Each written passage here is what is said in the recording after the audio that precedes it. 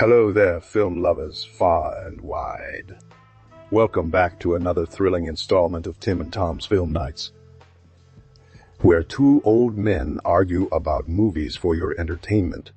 I am Thomas, or Tom if you're in, hurry. And I am Timothy, or Tim if you're feeling particularly lazy tonight. Today we'll be discussing the new crime drama, The 7-5, starring an ensemble cast that includes some, familiar faces from other crime dramas. Oh yes, yet another crime drama filled with cliches and predictable plot twists. Now, Tim, let's not be so quick to judge before we've even seen the film. Besides, I thought you enjoyed those kinds of movies. Sigh only if they have a hint of originality or something that sets them apart from all the other crime dramas out there. But enough about my tired old man ramblings. What did you think of the 7-5, Thomas? I found it to be quite enjoyable, actually. A well-paced plot filled with intrigue and suspense, plus some excellent performances from the cast. What did you think, Timothy? Well, I must say, Thomas, that while I can appreciate a good crime drama when I see one, the 7-5 left me rather underwhelmed. The plot felt like a mishmash of cliches and predictable twists, with no real originality or fresh perspective to keep my attention.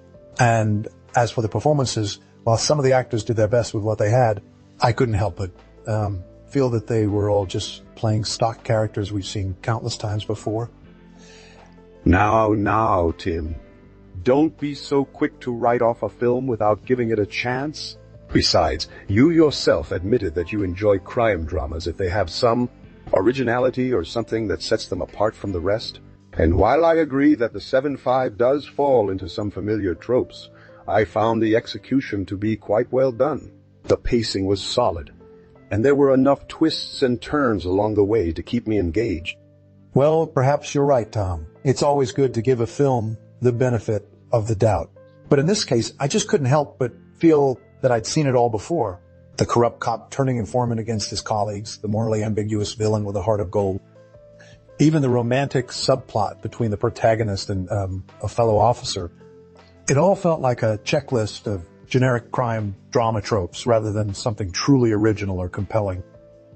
Well, perhaps you'll change your mind once you see the film for yourself.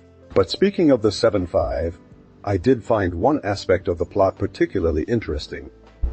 Did you know that the director actually spent a year shadowing real-life undercover agents to get an authentic feel for the world they inhabit? That level of research and attention to detail really shows in the final product. Well, if it's true, then kudos to the director for their dedication. But even with all that research, I still think they could have done more to make the 7-5 stand out from the sea of crime dramas already flooding our screens. Well, maybe next time they'll try something a little more daring and original. Agreed, Tim. Now, what do you say we move on to discussing the forest scenes in Avatar? I hear they were filmed entirely on Earth. Can you believe it? Yes, Thomas, I believe you mentioned something about the forest scenes in Avatar being filmed on Earth. Is that correct? Indeed, it is, Timothy. The director wanted to create a sense of wonder and otherworldliness for his film, but at the same time, he was aware of the immense cost of building an entire alien world from scratch. So instead, he decided to use nature's own beauty as inspiration and filmed most of the forest scenes on Earth itself. I must say, it's quite impressive what they were able to achieve with just a little bit of creativity and resourcefulness. But do you know something even more interesting about the 7-5? Oh, what is that, Timothy? Do tell. Well, did you know that the film's director actually spent a year shadowing real-life undercover agents to get an authentic feel for their world? That level of dedication and commitment really shows in the final product. But even with all that research, I still can't help but wonder why they didn't try something a little more daring and original instead. But Timothy, sometimes it's better to stick to what works rather than taking unnecessary risks. Besides, if it ain't broke, don't fix it right. And, speaking of the film industry, Did you know that the most expensive movie ever made is actually a James Cameron film? Really, Tom? Which one is it? It's none other than Avatar, the 2009 blockbuster smash hit that grossed over $2.7 billion worldwide. That's quite impressive, but do you know what's even more impressive? This podcast we're recording right now, we've been rambling on about movies for over an hour without taking a single break or making any sense at all. Oh, Timothy, don't underestimate the power of our charisma and chemistry. Besides, it's not like anyone is actually listening to us anyway, right? Well, you never know, Tom. There could be hundreds of people out there hanging on every word we say. And speaking of which, what do you think about the direction of the 7.5? Do you think it has any chance at award season? That's a tough one, Timothy. On one hand, I thought the performances were solid and the plot was well paced.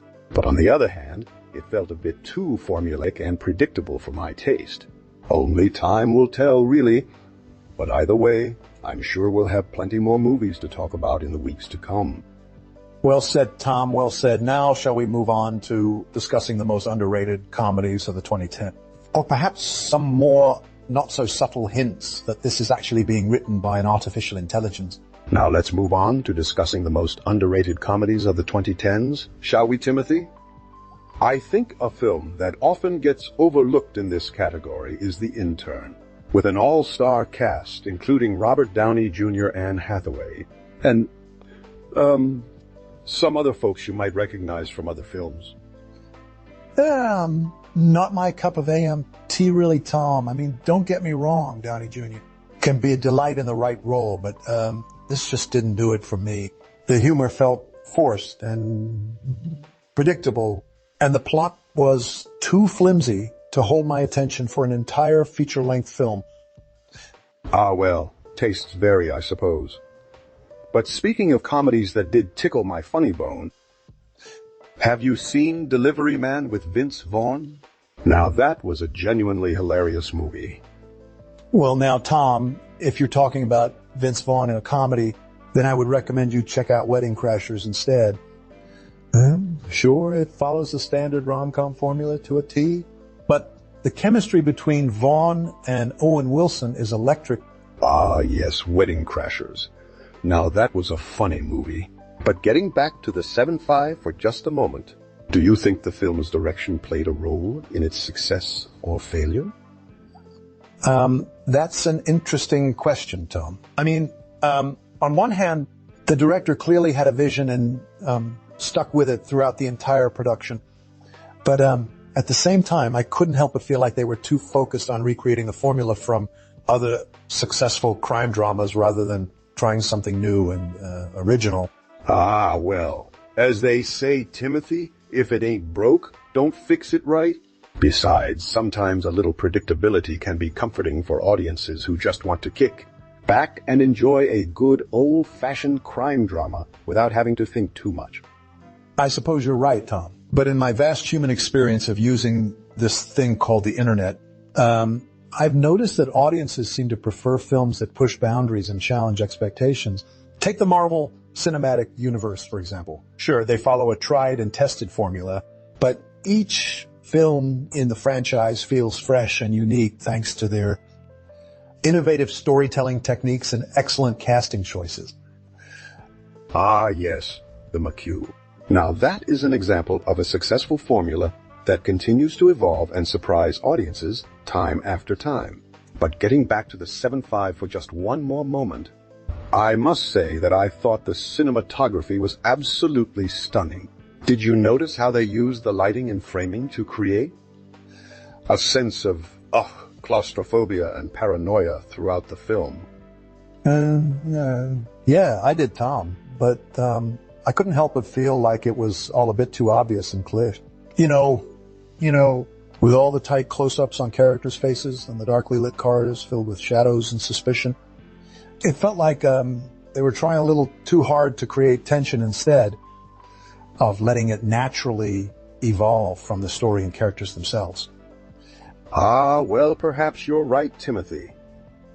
But at least the film looked pretty damn good on the big screen. And speaking of which, have you seen any new releases lately that really caught your eye?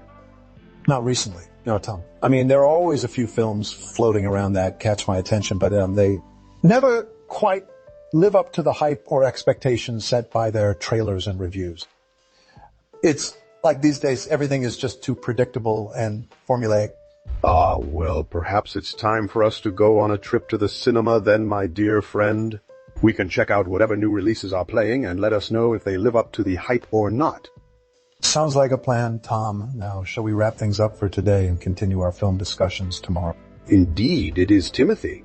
But let's get back to our discussion about the actors and their characters in the 7-5 for a moment. I must say, I thought all of them did an excellent job bringing their respective roles to life. Especially, Jake Gyllenhaal as the lead detective Mike. He really captured the character's internal struggle between his duty to uphold the law and his growing empathy for the criminals he's tasked with taking down. Well said, Tom, well said. But do you know what I found most impressive about Gyllenhaal's performance? It was how seamlessly he transitioned from being a dedicated and stoic cop to a vulnerable and conflicted individual. There were moments where I genuinely believed that Mike was torn between doing the right thing and following his gut instincts, which is not an easy feat for any actor to pull off. I agree, Timothy. Gyllenhaal really did deliver a powerful performance in this film. But let's not forget about Rachel McAdams as Nicole, the love interest and former informant of Mike's.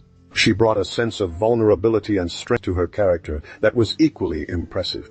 I especially loved the scene where she confronts Mike after discovering his true identity. It was filled with so much raw emotion and chemistry between the two actors that I couldn't help but feel for them both. Yes, the scene you're referring to, Tom, was truly a highlight of the film. It was heart-wrenching to watch their relationship crumble before our eyes. But it also served as a turning point for Mike, where he realizes the consequences of his actions and begins to question everything he once believed in. And speaking of turning points, do you recall the scene near the end when Mike finally confronts the corrupt cop who's been pulling the strings all along? Oh, yes, Timothy. That was a tense moment indeed. The dialogue between them was so sharp and well written that I couldn't help but be drawn into their confrontation. It was almost like being there in person, watching two titans clash for control of their world. And speaking of clashing, let's take a moment to discuss the director's choice to include these intense action sequences throughout the film. I personally thought they were handled brilliantly and added an extra layer of excitement to what could have otherwise been a more subdued crime drama. I agree, Tom. The action scenes were certainly well choreographed and visually impressive, but I must admit that they did feel a bit out of place at times, given the film's overall tone and style. But then again, maybe that was intentional. Perhaps the director wanted to emphasize the contrast between Mike's quiet, personal life and his dangerous undercover work as an informant for the NYPD. Ah, well, as they say, Timothy, different strokes for different folks, right? Some viewers might enjoy the adrenaline rush provided by these action sequences, while others may prefer a more measured pace that allows them to fully immerse themselves in the complex moral dilemmas presented in the film. You're absolutely right, Tom. And speaking of immersion, let's not forget about the film score composed by none other than Hans Zimmer himself. It was absolutely hauntingly beautiful and perfectly complemented each scene it accompanied, adding another layer of depth and emotion to the already powerful performances on screen. Indeed it was, Timothy. The music in this film was just as essential to its success as the acting and storytelling. But enough about the 7-5 for now, my friend. Shall we move on to discussing some other aspects of the podcast, such as our new theme song, or the recent addition of an artificial intelligence writer to our team?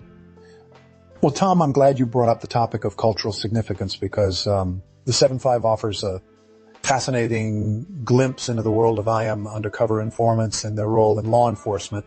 It raises important questions about the morality of using criminals to catch other criminals, the thin line between upholding the law and breaking it, and the emotional toll that such work can have on those who choose this dangerous path. The film also highlights the corruption within the NYPD's narcotics unit at the time, shedding light on a dark chapter in their history that many would rather forget. By shining a spotlight on these issues, the 7.5 not only provides entertainment, but also serves as a cautionary tale, reminding us of the power that law enforcement officials wield and how easily it can be abused if left unchecked. Indeed, Timothy, the 7.5 is more than just a crime thriller. It's an intriguing examination of morality, loyalty, and the nature of justice itself. And speaking of justice, let's talk about one of the most iconic scenes in the film, when Mike finally confronts his superiors about the corruption within the department. The scene where he holds up a file filled with incriminating evidence against high-ranking officers, including his own boss, is truly riveting. It's a testament to Gyllenhaal's acting prowess that you can feel the weight of the world on Mike's shoulders as he realizes the magnitude of the truth he's uncovered. And McAdams's portrayal of Nicole, who stands by him in solidarity despite knowing the potential consequences, is equally powerful. I couldn't agree more, Tom. The acting in that scene was simply breathtaking, but let's not forget about the direction and cinematography as well. The use of close-ups on characters' faces, the strategic lighting to create a sense of claustrophobia, and the masterful editing to heighten the tension throughout the confrontation were all brilliant choices that further elevated the film's overall impact. In addition, the 7.5 also tackles important issues relevant today, such as police brutality and racial profiling. While the film is set in the 90s, the themes it explores remain sadly timeless, making it a timely and necessary viewing for anyone interested in understanding the complexities of law enforcement and the societal issues that often fuel tensions between communities and their protectors.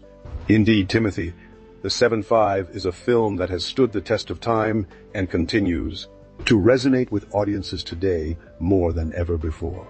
Its exploration of corruption, morality, and the blurred lines between right and wrong make it a must-watch for anyone seeking a intriguing and engaging cinematic experience. And speaking of intriguing, do you think our listeners might enjoy listening to an episode where we discuss how artificial intelligence like me could potentially impact the future of filmmaking? Well, Tom, as we wrap up our discussion on the 7.5, I'd like to reiterate how impressed I was by the performances, especially those of Jake Gyllenhaal and Rachel McAdams. Their chemistry on screen was appreciable, and they both brought depth and nuance to their respective roles. While I did find some parts of the film slightly predictable, the overall storytelling and message it conveyed more than made up for any minor shortcomings in the script. Absolutely, Timothy. The 7.5 is a masterpiece of cinema that tackles heavy topics like corruption, morality, and the thin line between right and wrong. It's a must-watch for anyone who appreciates well-crafted films that challenge our perceptions and push us to question our own moral compasses. And before we go, Tom, I do want to leave our viewers with one final thought. As much as we may love watching these gripping crime thrillers, it's important to remember that the situations depicted in the 7.5 are sadly all too real for many people around the world. We mustn't turn a blind eye to the issues of police brutality and racial profiling that continue to plague our society. Instead, let's use platforms like art and filmmaking as catalysts for change, sparking meaningful conversations and inspiring action towards creating a more just and equitable world. Amen, Timothy. And lastly, folks, don't forget to leave us your thoughts on the 7.5 in the comments section below. Did you agree with our take on this classic crime thriller? What were your favorite moments or performances? Subscribe to our channel for more engaging discussions about the world of film and beyond. And if you enjoyed this video, don't forget to hit that magic button called subscribe and like this video. See you next time, film enthusiasts!